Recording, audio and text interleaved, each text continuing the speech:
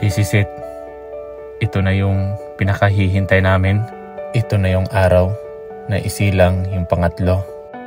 Dahil hindi ko to na-experience na makatabi si Mrs. habang nanganganak. At hindi ko to nagawa sa dalawa kong anak na lalaki. Na-excite pero at the same time kinakabahan kasi hindi mo alam kung anong mangyayari.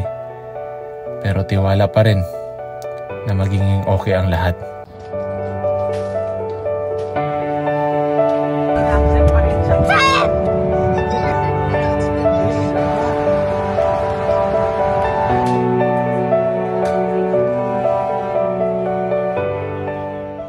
Nandito na kami sa hospital.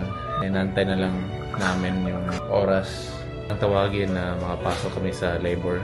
Yeah, yan natin mamaya. Bye-bye. Update guys, pumasok na si Alicia sa labor room. Kaya nag-antay na muna ako dito kasi sabi, tatawagin na lang ako kung pwede na pumasok. And yeah, update ko na lang kayo mamaya.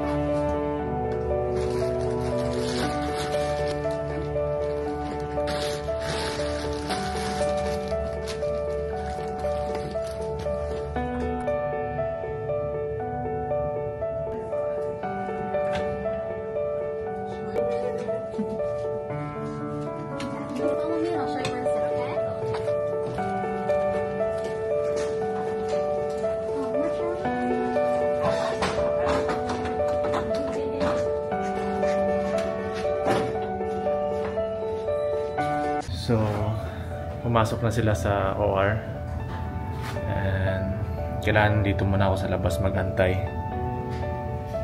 Kaya tatawagin na lang ako nila ulit para pumasok, para nandun ako sa gilid ni Alicia. Yep.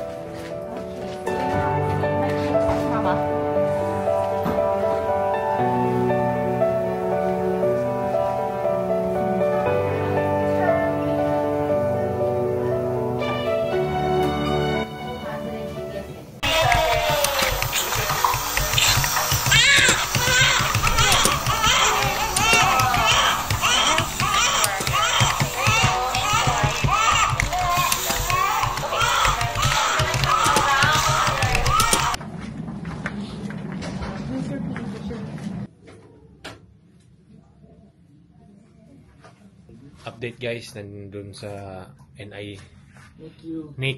Nandun sa NICU si baby.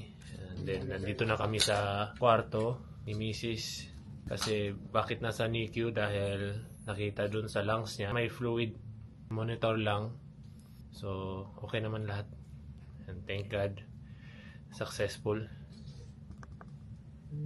Congrats to my wife. Good job kasi. Ay, good job for being successful. Wow.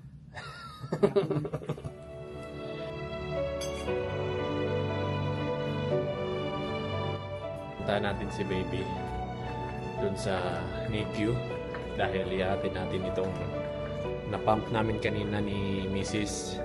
na gatas kasi kailangan niya para lumakas pa. Kaya tara, puntahan natin si baby sa NICU. Doon tayo.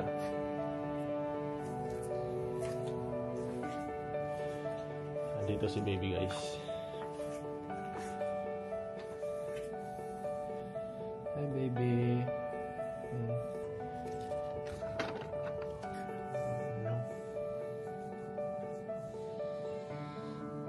Kami ni Mrs. excited na hawakan siya.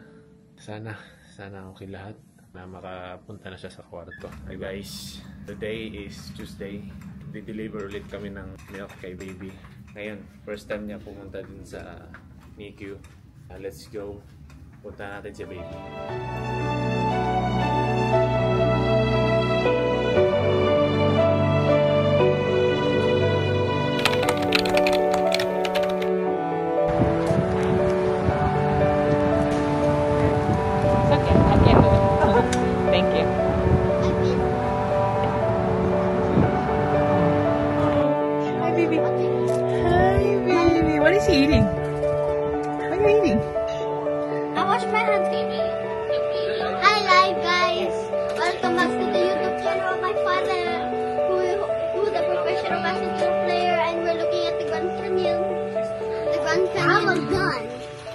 Hannah. He's alright. Who's aiming a gun at the flipping camera? I'm a gun. You better